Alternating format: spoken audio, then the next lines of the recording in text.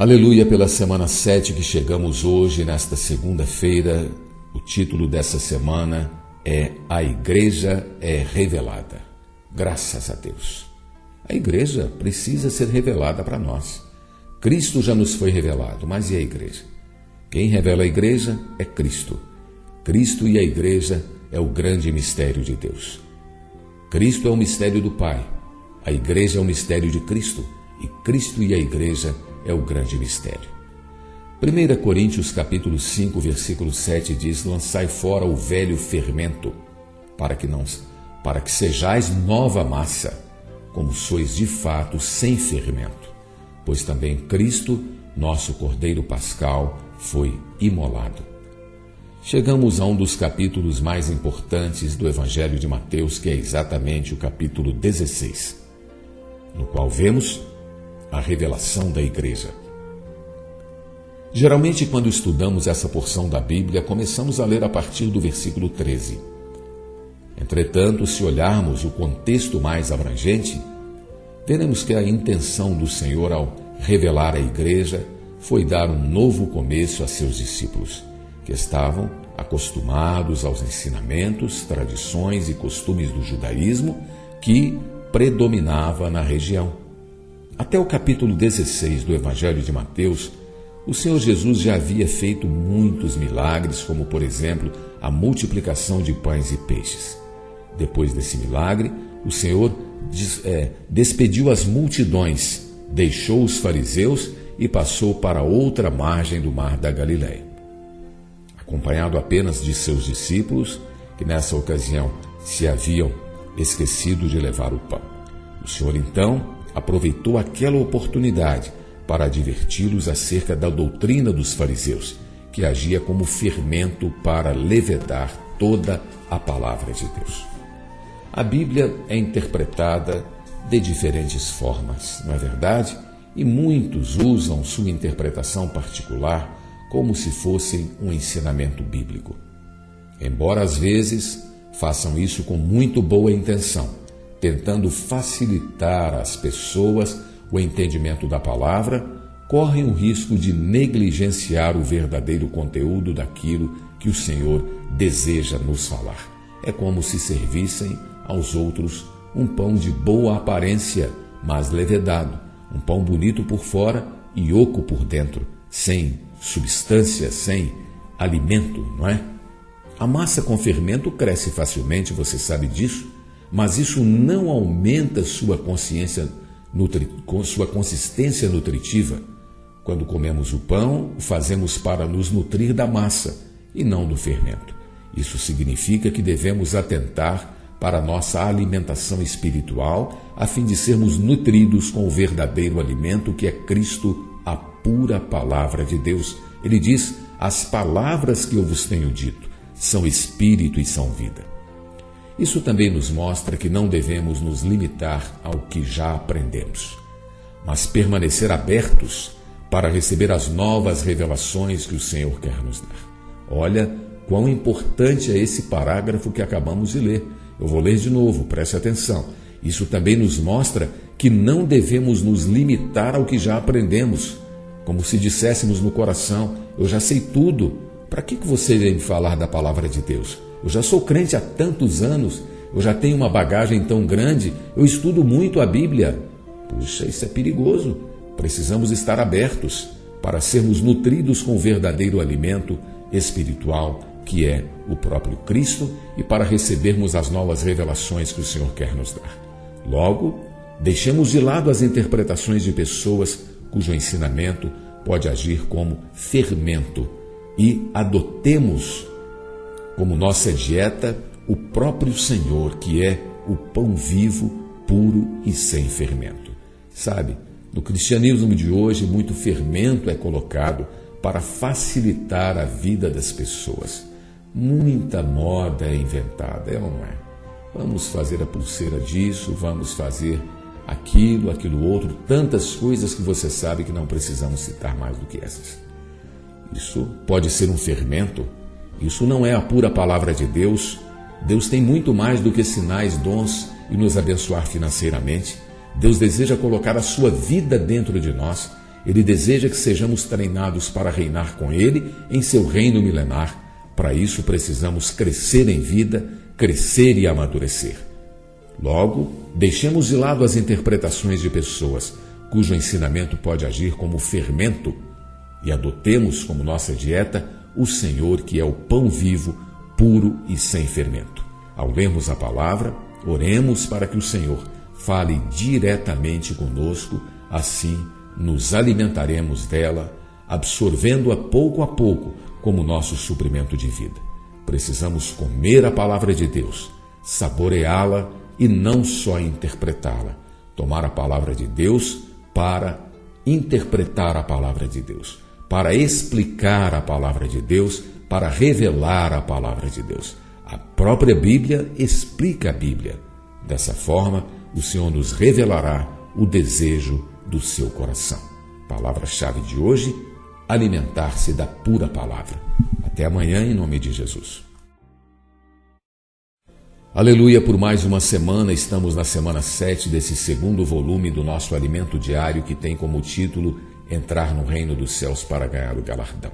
Esta é a série e o título é O Padrão do Viver dos que Reinarão com Cristo. Salmos 36:9 diz: Pois em ti está o manancial da vida, na tua luz vemos a luz. Aleluia.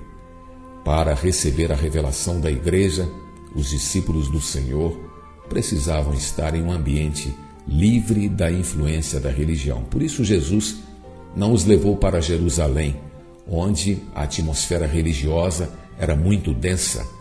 A religião e a tradição são como a poluição do ar e podem impedir que uma pessoa tenha a revelação da igreja.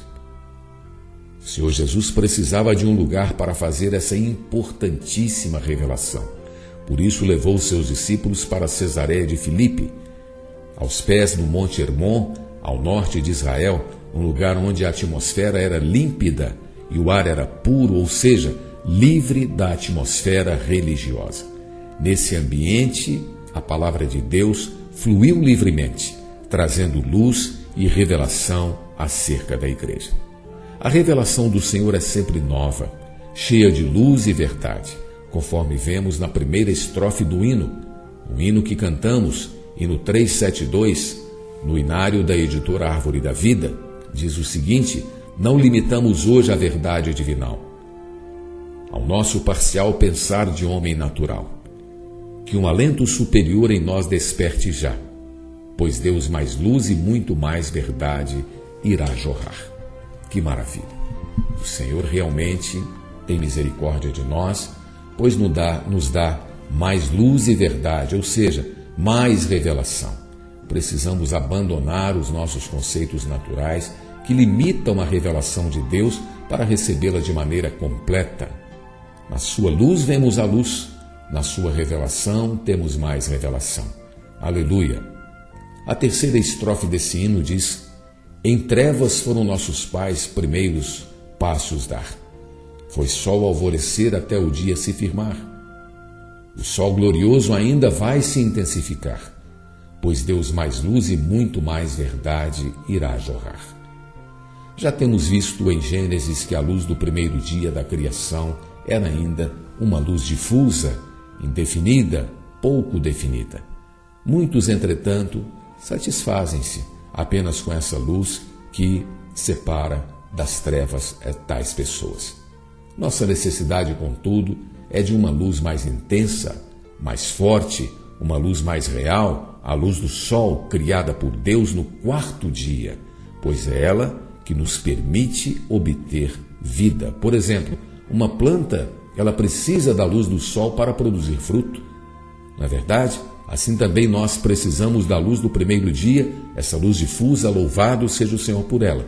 Mas precisamos prosseguir, precisamos caminhar, a fim de que recebamos mais dessa luz do quarto dia, para que possamos crescer, amadurecer e frutificar.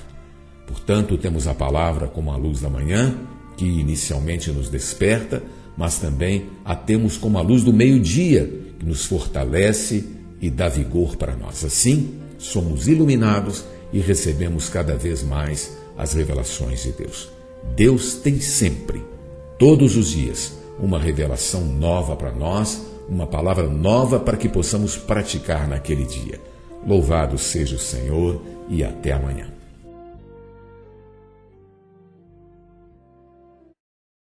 Primeira Coríntios capítulo 3, versículo 9 diz: porque de Deus somos cooperadores, lavoura de Deus, edifício de Deus sois vós.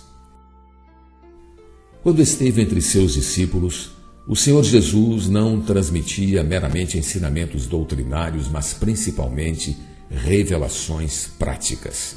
Seu ensinamento era vivo, pois ele andava com os discípulos por diversos lugares, aproveitando os eventos para deles extrair lições, para desses exemplos tirados desses lugares extrair lições.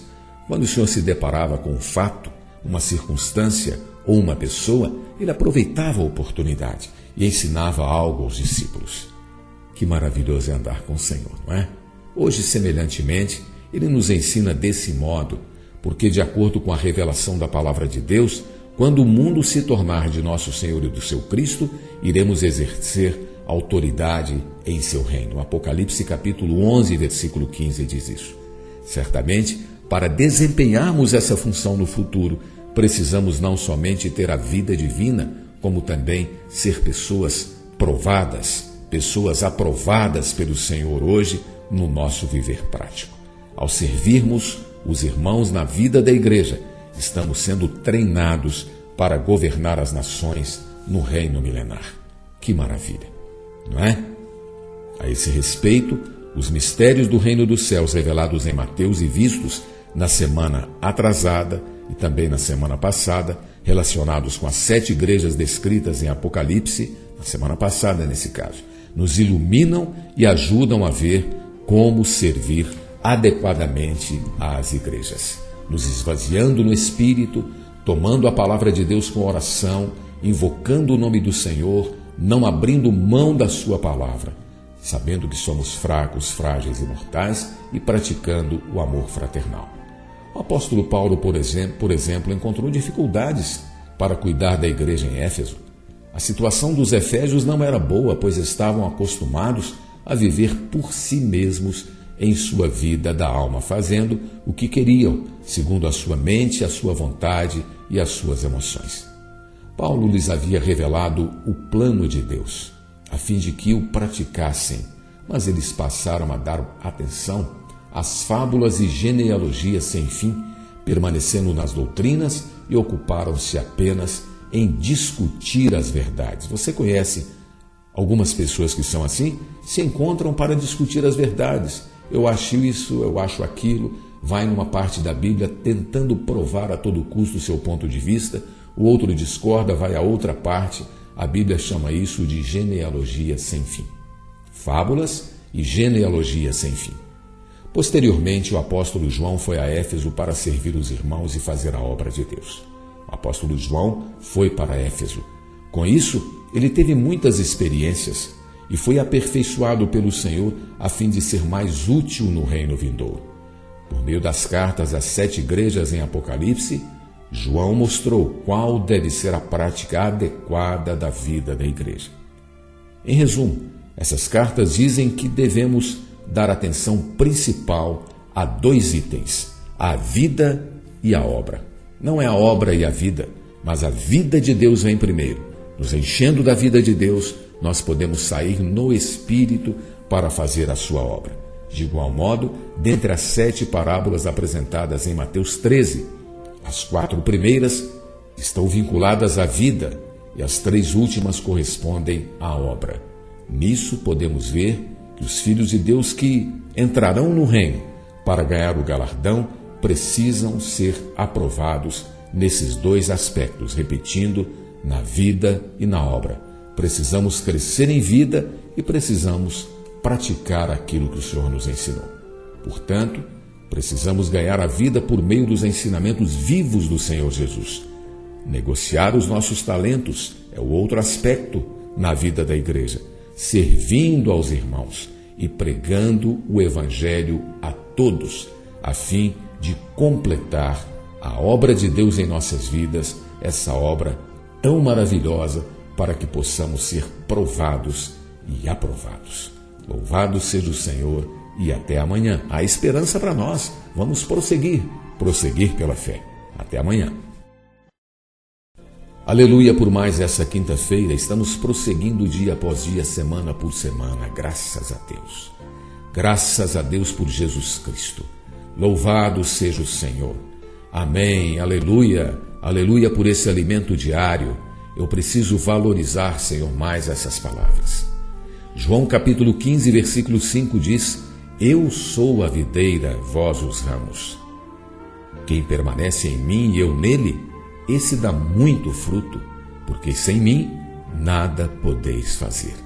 Precisamos permanecer em Cristo. Ontem vimos que para sermos vencedores, precisamos crescer em vida e, por meio dessa vida, realizar a obra de Deus. Essa obra é semelhante à produção da pérola mencionada na sexta parábola de Apocalipse 13. A pérola é produzida quando um pequeno grão de areia entra em uma ostra e a fere, fazendo-a segregar uma substância que envolve o grão pouco a pouco e, revestindo camada após camada, muda sua forma, muda a sua natureza. Por meio desse processo, um simples grão de areia se torna uma valiosa pérola. Que maravilha! Antes de crermos no Senhor Jesus, nós éramos pequenos grãos de areia. Um dia também ferimos o Senhor, causando-lhe um enorme sofrimento ali na cruz do Calvário. Ele, por nos amar, não nos rejeitou, mas, assim como faz a ostra com um grão de areia, ele nos envolveu e está nos envolvendo pouco a pouco com a sua vida. À medida que o tempo passa e permanecemos no Senhor, mais vida é acrescentada a nós, transformando-nos por meio da adição da natureza divina em nosso ser. Se permanecermos no Senhor, gradualmente seremos então transformados em pérolas de grande valor. Se temos pouco crescimento de vida, somos como uma pequena pérola. Vamos desanimar? De forma alguma. Vamos prosseguir, vamos caminhando. Conforme a vida de Deus aumenta em nós, tornamo-nos pérolas maiores e mais valiosas para o Senhor, que ainda continua a crescer mais e mais. Individualmente estamos sendo transformados de grãos de areia em pérolas. Mas a igreja é uma pérola coletiva produzida pelo Senhor. Que maravilha, não é? O viver da igreja é algo realmente maravilhoso. Quando recebemos o valor dessa pérola, quando percebemos, não é? Melhor dizendo, o valor dessa pérola, abrimos mão de tudo que temos para comprá-la, isto é, abandonamos os nossos conceitos e tradições para nos consagrar ao Senhor na vida da igreja com muita alegria e simplicidade. Louvado seja o Senhor. Além disso, após a experiência inicial de nos consagrar ao Senhor na vida da igreja, precisamos permanecer em Cristo. Em outras palavras, essa pérola deve permanecer dentro da ostra. Se permanecermos em Cristo, a verdadeira ostra, Ele vai continuar trabalhando em nós. Isto é, a pérola ficará cada vez maior, pois cresceremos mais em vida. Aleluia! Louvado seja o Senhor. Permanecer em Cristo, vivendo a vida da igreja, até atingir o tamanho ideal. Esse é o caminho excelente que o Senhor colocou à nossa frente. Para frente vamos, desanimar jamais. Não somos daqueles que retrocedem, somos daqueles que avançam. Aleluia! Jesus é o nosso Senhor. Não voltaremos atrás, não voltaremos atrás. Pra frente vamos, não voltaremos atrás. Não voltaremos atrás, não voltaremos atrás, não voltaremos atrás, não voltaremos atrás. Pra frente vamos, não voltaremos atrás.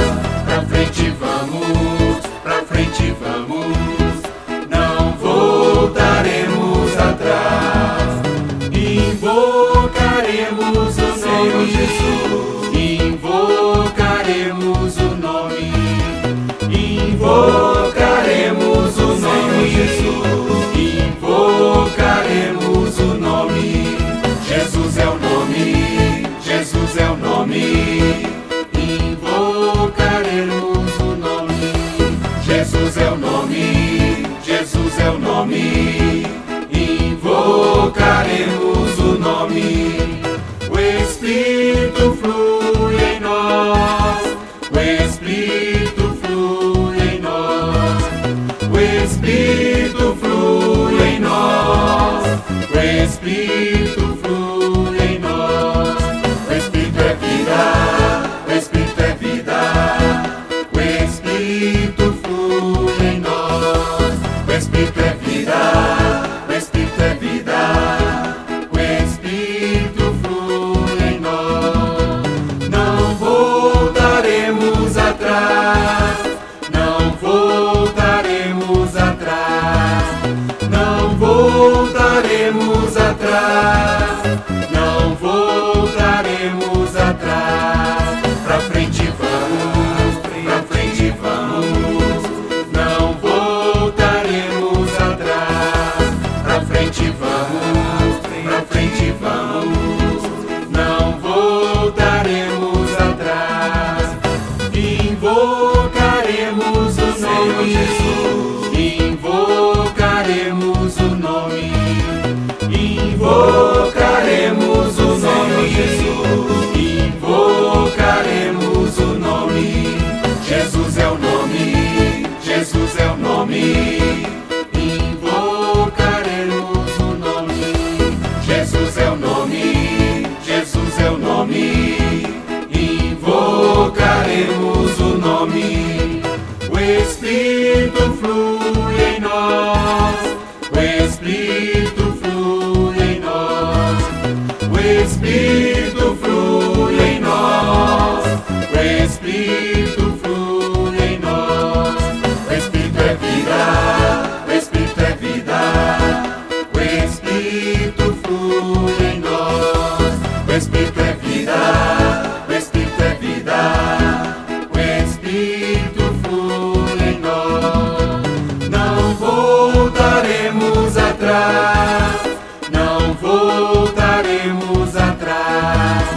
Não voltaremos atrás.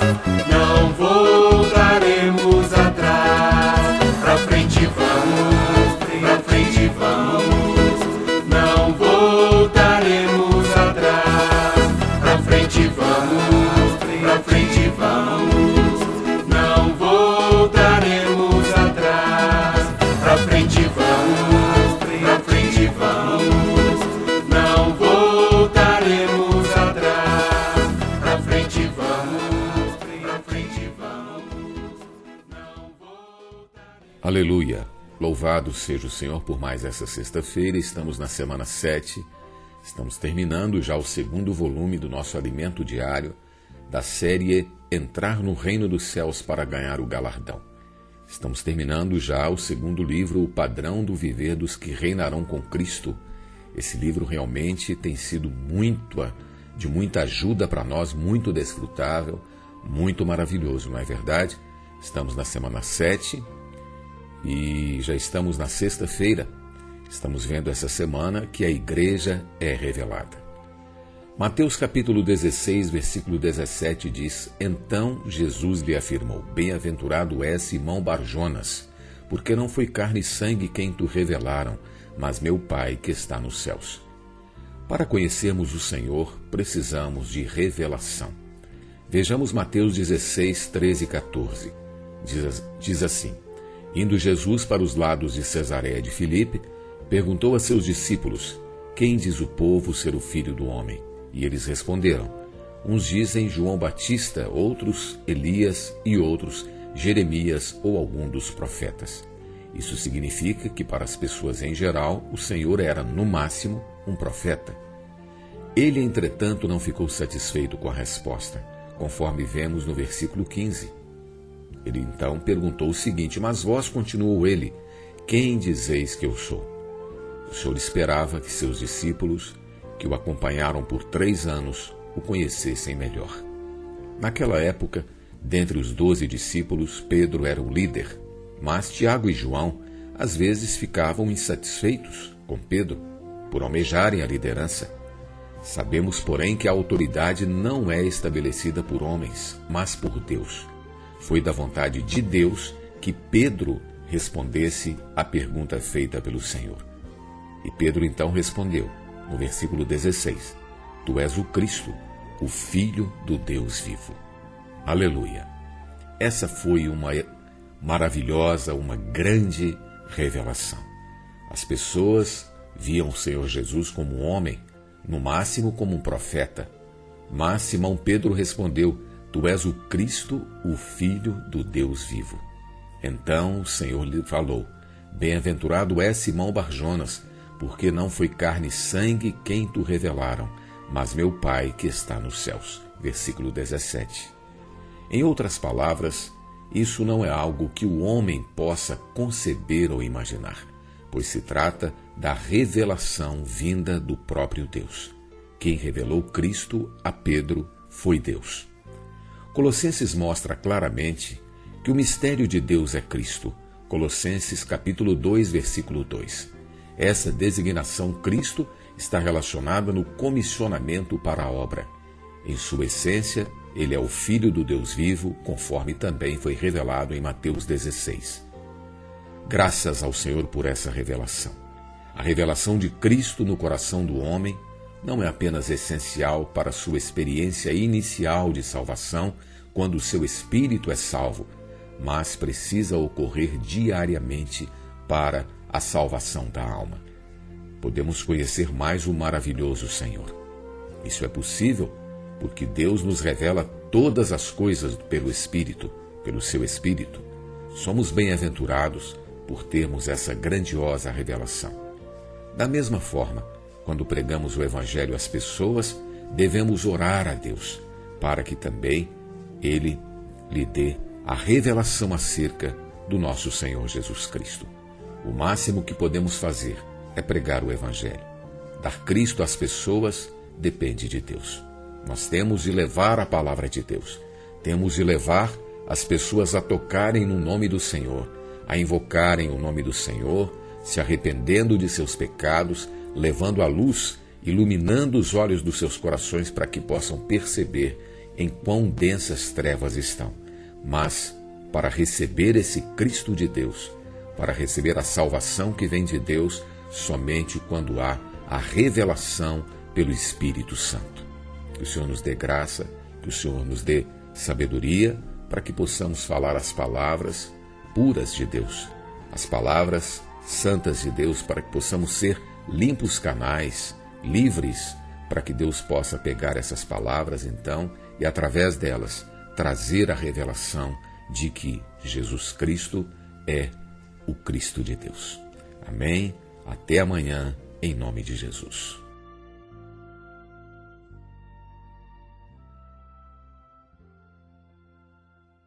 Mateus capítulo 16, versículo 18 diz, Também eu te digo que tu és Pedro, e sobre esta pedra edificarei a minha igreja, e as portas do inferno não prevalecerão contra ela. Assim como revelou a igreja a seus discípulos, conforme o registro de Mateus, o Senhor deseja nos dar mais revelações. Após o Pai revelar que Ele é o Cristo, o Filho do Deus vivo, Jesus também revelou seu mistério. Qual é o mistério de Jesus? É a igreja, conforme Efésios capítulo 3, versículos 4, 6 e 10. Aliás, versículos de Efésios 3, de 4 a 6 e versículo 10. Desculpem. O fundamento da igreja é Cristo, a rocha sobre quem o Senhor irá edificar a sua igreja. A Bíblia nos mostra isso em vários trechos. Em 1 Coríntios capítulo 3, Paulo fala que havia lançado o fundamento da edificação da igreja, que é Cristo, versículo 11. Cristo é a rocha, o fundamento da igreja, mas precisa de nós como pedras vivas nessa edificação.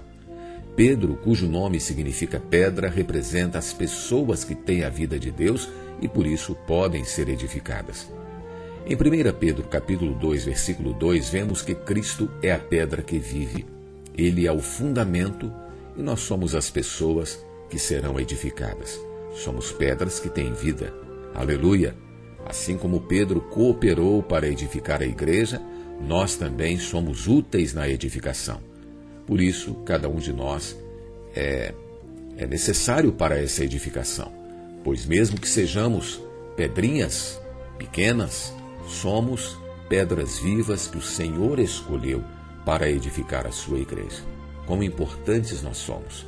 A igreja é um edifício vivo que não é feito por obras humanas. Temos de edificar com ouro, prata e pedras preciosas que se referem ao Deus triuno, a natureza divina do Pai, que é o ouro, a obra do Filho, que é a prata, e ao trabalho do Espírito Santo, que são as pedras preciosas. Essa é a edificação da igreja. Uma vez edificada, a igreja tem autoridade e poder. Por isso, as portas do inferno não prevalecerão contra ela. Mateus 16, 18, parte B do versículo. À igreja foram dadas as chaves do reino dos céus, isto é, quando vemos a igreja, vemos o reino dos céus, pois à igreja foi dado o poder do reino. Olha o que está escrito no versículo 19, parte B. O que ligares na terra terá sido ligado nos céus, o que desligares na terra terá sido desligado nos céus. Logo, quando somos edificados, juntamente com os irmãos, tendo Cristo como nosso fundamento e o Deus triuno como o material da edificação, temos autoridade e poder sobre o inimigo para trazer o reino dos céus à terra e fazer a vontade do Pai. Louvado seja o Senhor por esse Cristo de Deus, que é o fundamento da igreja. Mateus 16, 21 diz: Desde esse tempo, começou Jesus Cristo a mostrar a seus discípulos que lhe era necessário seguir para Jerusalém e sofrer muitas coisas dos anciãos, dos principais sacerdotes e dos escribas, ser morto e ressuscitado no terceiro dia. Mateus capítulo 16, versículo 21. A partir do momento em que o Senhor revelou a igreja, iniciou-se o processo para edificá-la. Por isso o Senhor disse que lhe era necessário ir para Jerusalém, sofrer muitas coisas dos anciãos, dos principais sacerdotes e dos escribas, ser morto e ressuscitar ao terceiro dia. Mateus 16, 21. Tudo isso era para que a igreja fosse edificada. A igreja não é terrenal, mas gerada da vida de Deus. Ela não surgiu da ideia de homens, mas foi gerada pela morte e ressurreição do Senhor. Por isso, o Senhor Jesus sabia que lhe era necessário morrer e ressuscitar. Muitos só veem que o Senhor foi morto e derramou seu sangue por causa dos nossos pecados. Aleluia por isso! O encargo principal do Senhor entre mentes era gerar a igreja. Louvado seja o Senhor! Precisamos ver que a revelação da igreja implica o sofrimento, a morte e a ressurreição do Senhor. Pedro não compreendia isso naquela época, então disse ao Senhor: Tem compaixão de ti, Senhor. Isso de modo algum te acontecerá. Versículo 22. Era como se ele falasse o seguinte: olha, ou pensasse assim, meu mestre deve sofrer e ser morto? Não aceito nem concordo com isso, pois eu o amo, não é? Ele não pode passar por isso. Apesar de Pedro não compreender a necessidade do Senhor Jesus morrer em nosso lugar, de Jesus Cristo morrer em nosso lugar, nem concordar com isso, esse era o propósito de Deus. O Senhor não lhe respondeu de maneira branda, pois viu que a vida da alma de Pedro estava manifestando-se contra a vontade de Deus. A nossa bondade natural provém de Satanás. Não há problema em nosso amor humano, mas quando ele tenta impedir a obra de Deus, está sendo utilizado por Satanás. Por essa razão, o Senhor falou: Arreda, Satanás, tu és para mim pedra de tropeço, porque não cogitas das coisas de Deus, e sim das dos homens. Versículo 23. Louvado seja o Senhor! A igreja foi revelada. O que é a igreja? Somos nós que ganhamos a vida divina? Na igreja, a vida de Deus cresce dia a dia em nós. Podemos servir em sua obra e temos as chaves do reino dos céus. Louvado seja o Senhor. O Senhor nos salvou e nos colocou na vida da igreja, a fim de que possamos crescer como essas pedras vivas nesse também vivo edifício de Deus. Louvado seja o Senhor por essa tão grande, tão maravilhosa e tão gloriosa revelação. Nós temos as chaves do reino dos céus. Até amanhã, em nome de Jesus.